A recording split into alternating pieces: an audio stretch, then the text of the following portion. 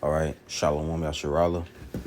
Before we get started, we gonna give all praises, honor, and glory to Yahweh, Bahashem, Yahweh Shai, Bahashem Rachakodash, and double honors to the apostles, the bishops, and the elders of Great Millstone, the teacher of well.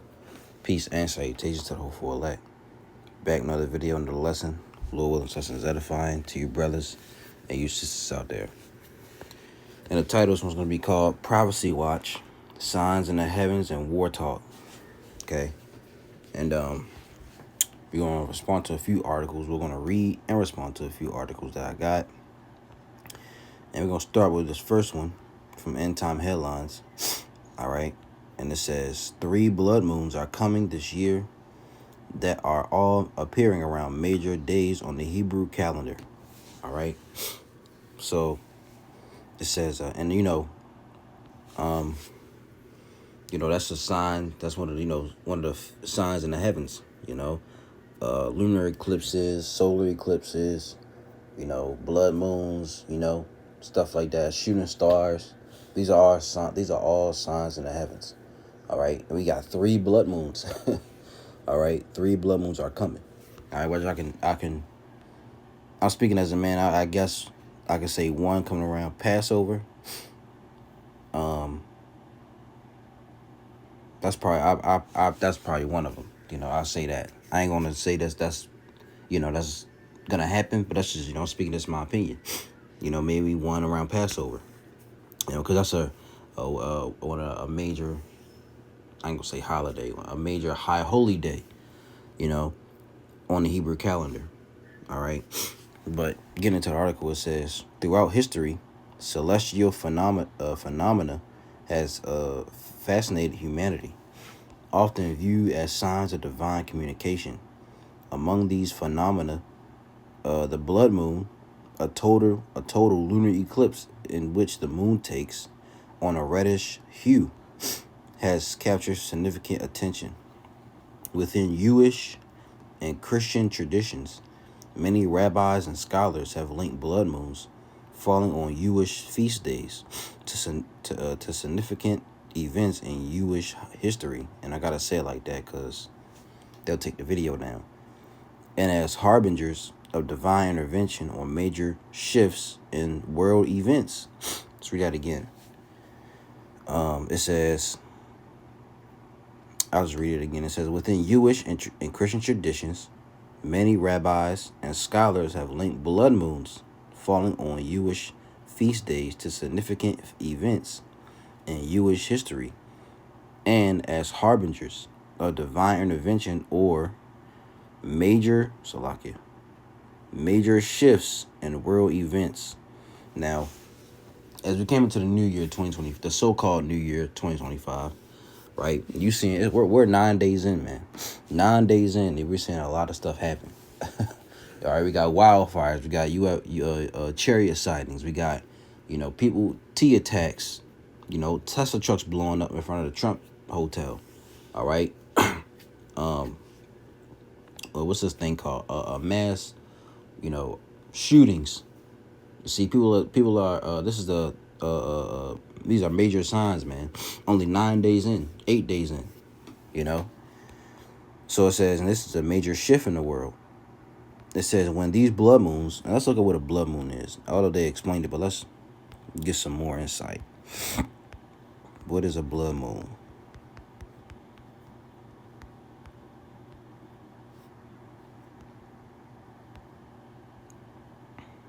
This is a blood moon. A blood moon is a popular term for a total lunar eclipse, which occurs when the moon passes through Earth's shadow and appears red or rusty orange. It says during a total lunar eclipse, the sun, Earth, and moon align so that the moon passes into Earth's shadow.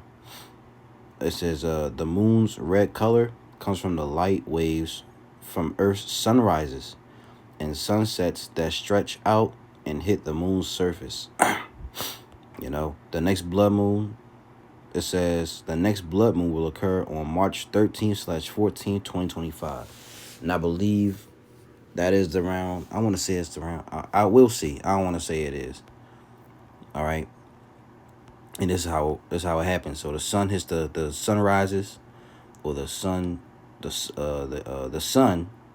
hits the lit side of the earth, and the moon is on the other side, is on the shaded side where it's nighttime. And I guess the rays hit the moon on that side, but hey, that's the best way I can explain it. But they got pictures here, all right, and that's how that happens. You see, so now that you know, and I'm gonna use this for a thumbnail. Let's just use one of these. Yeah, let's take one of these for a thumbnail. So going back, all right, it says when these blood moons coincide with Jewish feast days, many consider them significant, often pointing to biblical passages such as Joel 2:31, which we'll read. It says, when blood moons fall on these dates, some rabbis and scholars interpret them as divine messages, signaling significant events related to Jewish people or the world, which they're their fate. These are those in the land right now. The land of Israel. They're not the real people. All right, you got wars going on. You got a pink city. That's a Mo parade. They're not the real people. Okay, if they were the real people, why isn't all nations coming up to them? All right, and asking, they're not putting out the laws of Yahweh Bashem Yahushai. All right, it says our proponents of the blood moon prophecy point to patterns in history where tetrads, 4 consecutive blood moons, coincide with Jewish feast days and monumental events. The first one is 1493 to 1494. A tetrad occurred shortly after the expulsion of Jews from Spain in 1492, a dramatic yet transformative moment in Jewish history. And this is also the time around the transatlantic slave trade, right? From 1449 to 1950, this triad followed the establishment of the State of Israel in 1948, making the Jewish people's return to their homeland after nearly 2,000 years, which that's not their homeland, right? Let's get a quick scripture real quick. All right. Well, let's get 2 of them. Let's start with Ezekiel 36. In verse 5, I'll read verse 4. It says, therefore, ye mountains of Israel, hear the word of the Lord, whose name is Yahweh. Thus saith the Lord power to the mountains, and to the hills, and to the rivers, and to the valleys, to the desolate waters, and to the cities that are forsaken, which became a prey and derision to the residue of the heathen that are round about. Therefore thus said the Lord power, surely in the fire of my jealousy have I spoken against the residue of the heathen, right?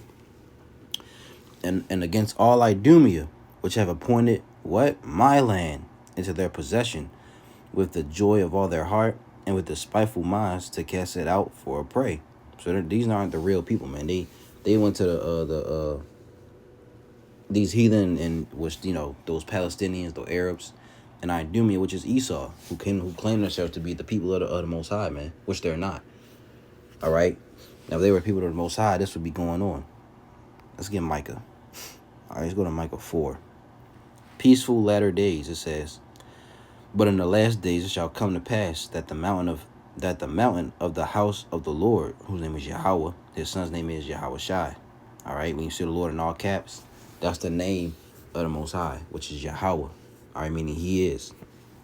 It says, but in the last days it shall come to pass that the mountain of the house of the Lord shall be established in the top of the mountains, and it shall be exalted above the hills, and people shall flow unto it. Now, mountains represent governments. All right, we're going to be the top government on earth over all the other nations in the heathen. It says, and many nations shall come and say, come, let us go up to the mountain of the Lord, and to the house of the Most High of Jacob, and He will teach us of His ways, and we will walk in His paths. For the law shall go forth out of Zion, and the word of the Lord from Jerusalem. And He shall judge among many people, and rebuke strong nations afar off. And they shall beat their swords into plowshares, and their spears into pruning hooks. Nation shall not lift up a sword against nation, neither shall they learn war anymore. You see, so there's still war going on, man. They have a whole army, the IDF. You see, a whole army. They've been backed up by Babylon.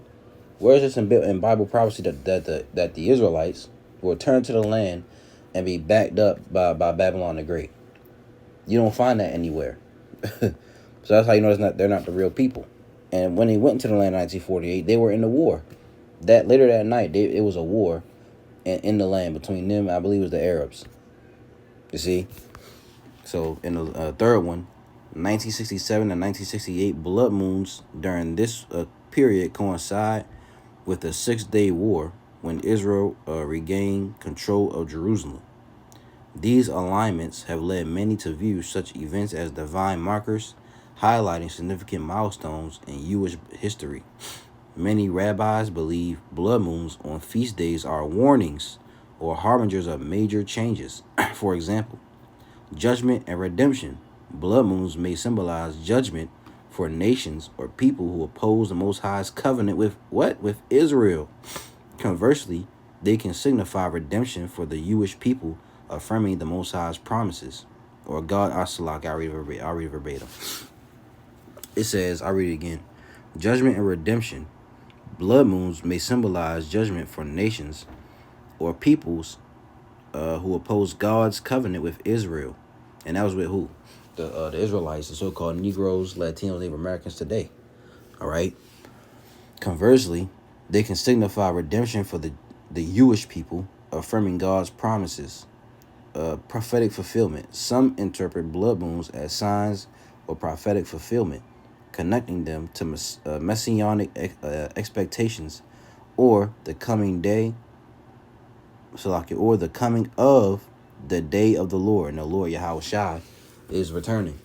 All right, we wholeheartedly believe that, and we see it because of the signs that's happening in the earth, the things that's going on. You know, we're in end time prophecy right now. What in the world just happened? But let's keep going.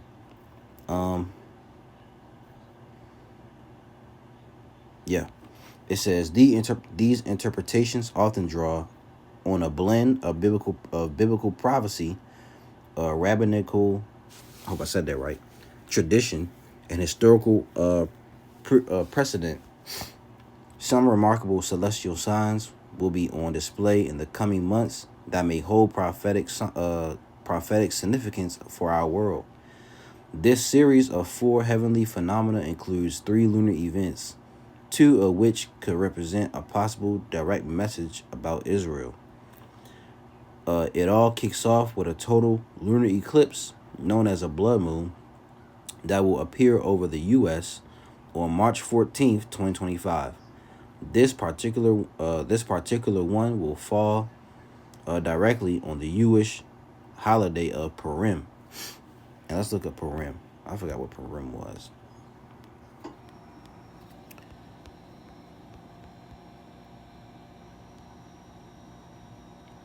Right, this day. Okay, so Purim, this was a festival that the Israelites made when they defeated all their enemies, when they were in the during the time of Esther, when they when they beat the what's these guys' name? Let me go back a few chapters. I forgot his name.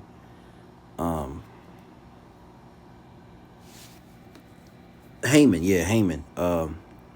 When Haman came up against the Israelites, all right, if you read the book of Esther, if you know about it, Haman, all right, came up against, the Israelites, in the time of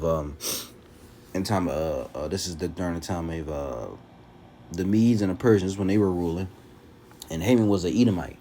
All right, he came up against, the Israelites, and he got mad and he sent out letters to destroy the Israelites.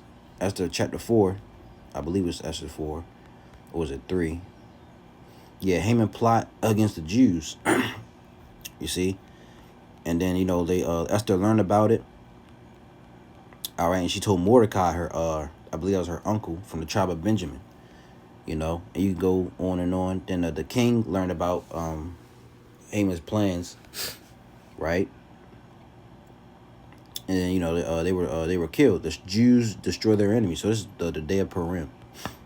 Okay, I read this. Says after 9 and 10, the 10 sons of Haman, the son of Hammedatha, the enemy of the Jews, slew they, but on the spoil laid not their hand. All right, on that day, the number of those that were slain in Shushan, the palace, was brought before the king. And the king said unto Esther the queen, the Jews have slain and destroyed 500 men in Shushan, the palace, and the 10 sons of Haman. What have they done in the rest of the king's provinces? Now what is thy petition, and it shall be granted thee, or what is thy request further, and it shall be done?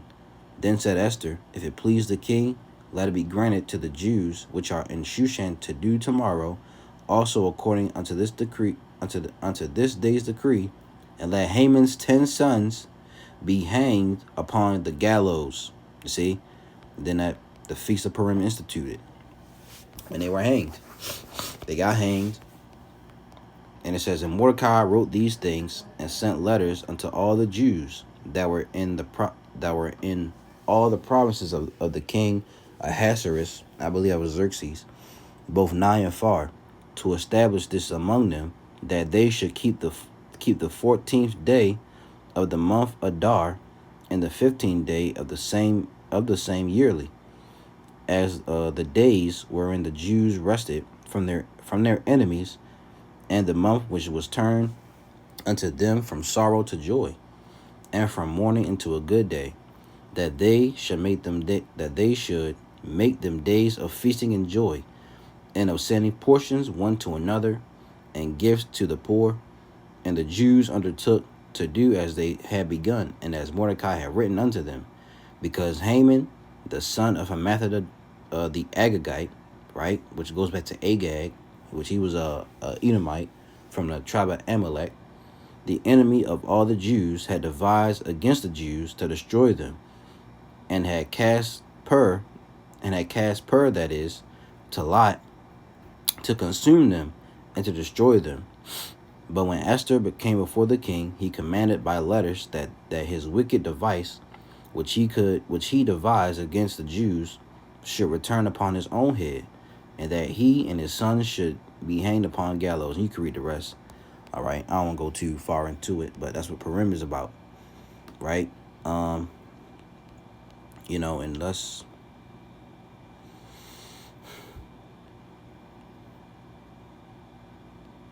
I'll jump down here. It says, I'll just keep reading. That's when the Jewish people celebrate the biblical account of Esther, when they were delivered from annihilation of the hands of an enemy named Haman in the Persian Empire, which is modern-day Iran. And we just read about that. It says, according to CBN News, that first lunar eclipse will be followed by 2 more blood moons, with one coming this fall before Rosh Hashanah, and then the third one also falling directly on Purim on March 3rd, 2026. Bible prophecy experts say lunar eclipses, known as blood moons, are tied to events that affect Israel. And with anti-Sem spiking around the globe, the ongoing war with Hamas and Gaza, and the massive Middle East shifts that have followed in the October 7 massacre in Israel, the 2 Purim blood moons could hold special significance. Israel is also facing a new era of uncertainty now that its neighbor Syria has fallen into the hands of rebels with ties to Al-Qaeda as well as Turkey. And some are concerned that Iran could find a way to lash out after seeing its proxy terrorist armies of Hamas and Hezbollah being destroyed by Israel. It's why Israel may feel compelled to act swiftly, as rumors abound that Iran is close to completing a nuclear weapon that could be deployed against the Jewish state. All right. So let's now get to the scriptures. So Salakia for that. Let's get Joel 2:30. All right.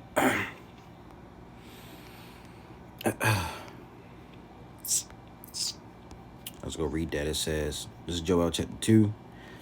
And yeah, verse 30, it says, and I will show wonders in the heavens and in the earth, blood. Let me read that again, Salakia. The day of the Lord, it says, and I will show wonders in the heavens and in the earth, blood, fire, and pillars of smoke.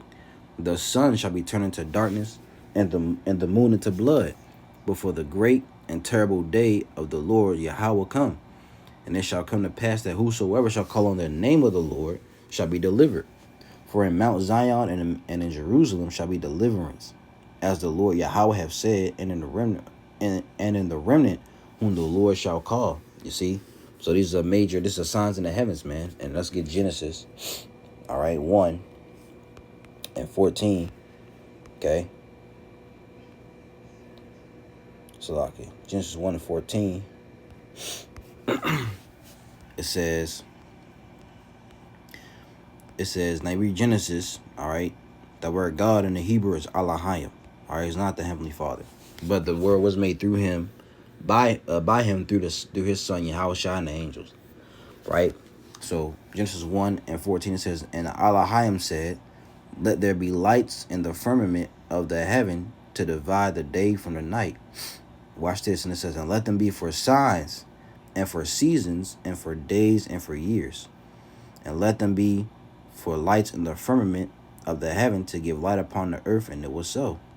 And the Elohim made two great lights, the greater light to rule the day, and the lesser light to rule the night. He made the stars also. So these are for lights in the heavens. These are for signs, for seasons. All right, for days and for years. All right. That's how we used to use our when we didn't have calendars back then to determine a Sabbath. All right, we did it by, the moon. You see, by the stars of heaven. By the sun. So let's get Acts 2 and 17. All right.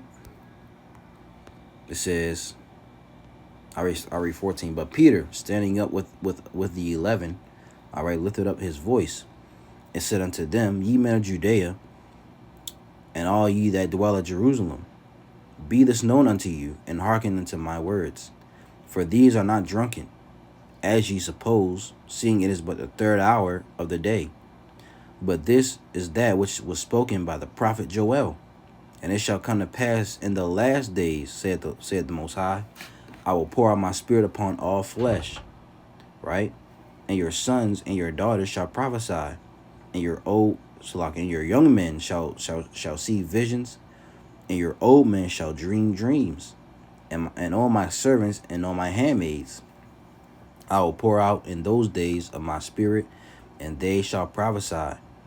And I will show wonders in heaven above, and signs in the earth beneath, blood and fire and vapor of smoke. The sun shall be turned into darkness, and the moon into blood, before that great and notable day of the Lord come. And it shall come to pass that whosoever shall call on the name of the Lord shall be saved. You see? So the same way it was prophesied in Joel, prophesied in the New Testament as well in Acts, the second chapter. All right, this was during, and around that time was the last days, because the last days started when Yahushua came on the scene in the flesh. But now we're in the last days, of those of the last days. We're in the final last days, if you want to say that. All right. So now let's get Luke 21, right, and 25, and it reads, the return of Yahushua. And there shall be signs in the sun, and in the moon, and in the stars, and upon the earth distress of nations, with perplexity, the sea and the waves roaring. Let's get this word perplexity. All right. Perplexity means, in the Greek, is aporia, the state of one who is in perplexity, a state of quandary. What does quandary mean? Look up. It says quandary, a state of perplexity or uncertainty over what to do in a difficult situation. And that's going to come, during the time of Jacob's trouble. A lot of people out here, especially, you Jakes, all right, who also in the truth and out of the truth. When the time comes, man, you're not going to know what to do. You be in a state of what? Let's get this word quandary again. It says of uncertainty over what to do in a difficult situation. And difficult situations are going to arise, man. The Lord is going to put us in difficult situations and see if we're going to do it our own way, or we're gonna rely or have faith in him and believe on him and trust in him. All right. But the Greek word of this is aporeo. It says to be without resources, to be in straits, to be left wanting, to be embarrassed, to be in doubt, not to know which way to turn, you know? And like I said, that time is coming, man. A lot of people are not going to know what to do. All right, going to be in doubt. All right, embarrassed. You see? So reading it again, and there shall be signs in the sun and in the moon and in the stars, and upon the earth distress of nations, with perplexity, the sea and the waves roaring, men's hearts failing them for fear, and for looking after those things which are coming on the earth. For the powers of heaven shall be shaken. And then shall they see the Son of Man coming in a cloud with power and great glory. The Son of Man is Yahweh Shai. But that cloud with that great chariot, man, with the angels. It says, and when these things begin to come to pass, then look up and lift up your heads, for your redemption draweth nigh. We're seeing a lot of chariot sightings. All right. A lot of them. You know, brothers are seeing them on, it happened recently, because with this fire over in California, have it on live television, a couple chariots were seen, you know. So we're seeing, we're going to see a lot we're going to start seeing a lot more signs and things in the heavens, maybe start seeing shooting stars and stuff like that. Okay. So prophecy watch, signs in the heavens, and war talk. Let's get over here real quick. This is going to be quick, So we dealt with that. Let's read this now. This from the Jerusalem Post.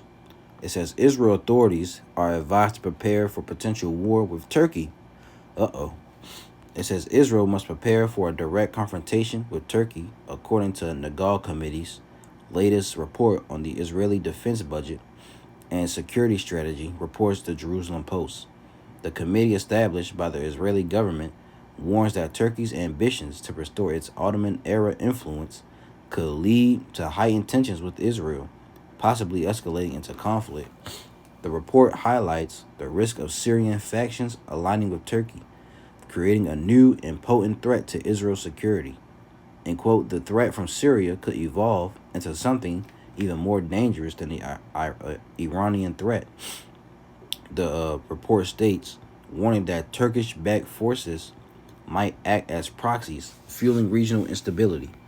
The committee proposes increasing the Israeli defense budget up to 15 billion shekels, 4.1 billion annually over the next 5 years, acquiring additional F-15 fighter jets, refueling aircraft, drones, and satellites to strengthen Israel's long-range strike capabilities, enhancing multi-layered air defense capabilities, including the Iron Dome, David Sling, Aero Systems, and the newly operational Iron Beam laser-based defense system, and constructing a fortified security barrier along the Jordan Valley. Now look at all that.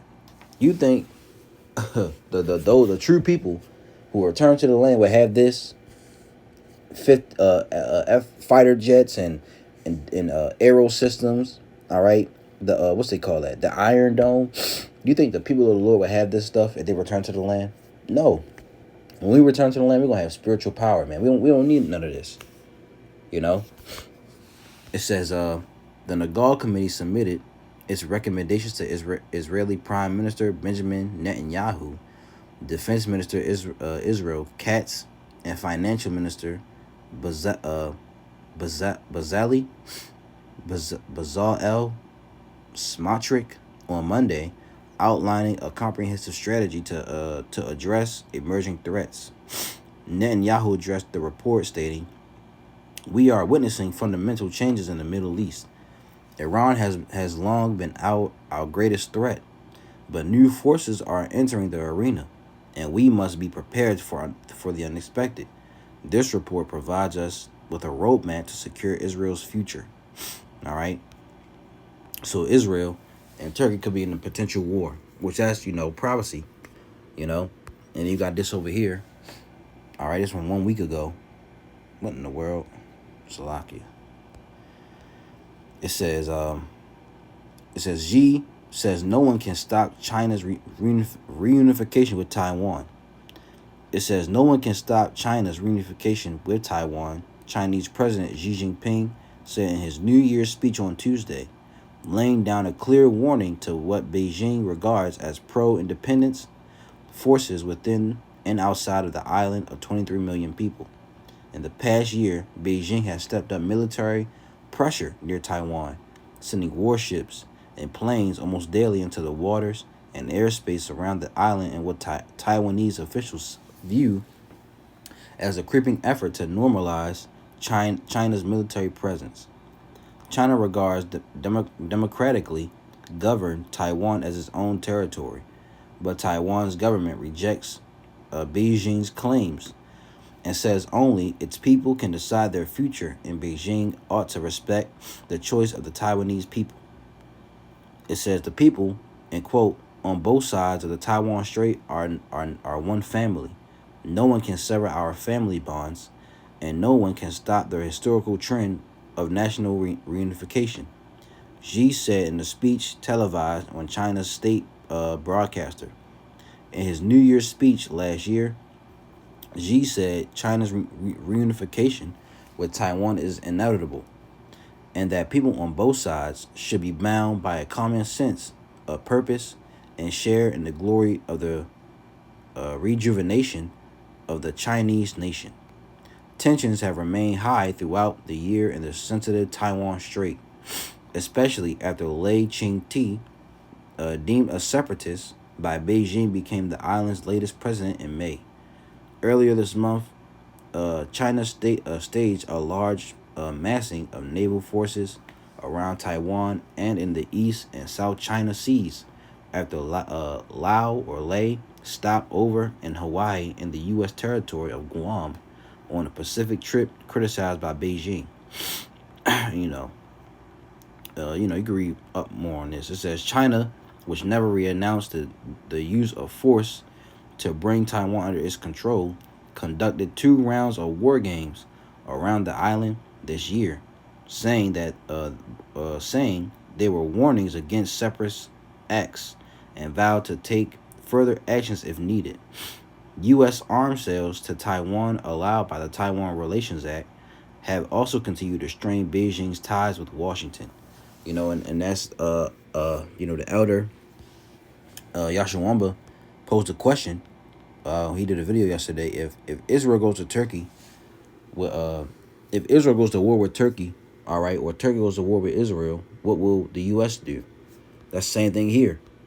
All right, if China decides to invade Taiwan, what will the U.S. do? All right, because they're gonna have to step in, because they're in China and Taiwan are in league together. And if Turkey go to war with Turkey goes to war with Israel, China, the U.S. definitely gonna have to step in, right? Let's get this. Jeremiah 49. And 20 Salakia. It says, therefore, hear the counsel of the Lord, or Yahweh Ba'ashem Yahushai, that he have taken against Edom, and his purposes that he have purposed against the inhabitants of Teman. Surely the least of the flock shall draw them out. Surely he shall make their habitations desolate with them. You see, and that's talking about Israel drawing out America in the war, man. You see, and all these other countries and these other nations into war as well, man. You see, let me see something real quick, because the elder Yashawama brought this out. The word least is Tazayar. I hope I said that right. Tazayar. It says little, insignificant, young. All right. Little, insignificant, mean, young, younger, youngest. All right. And as you notice, 1948.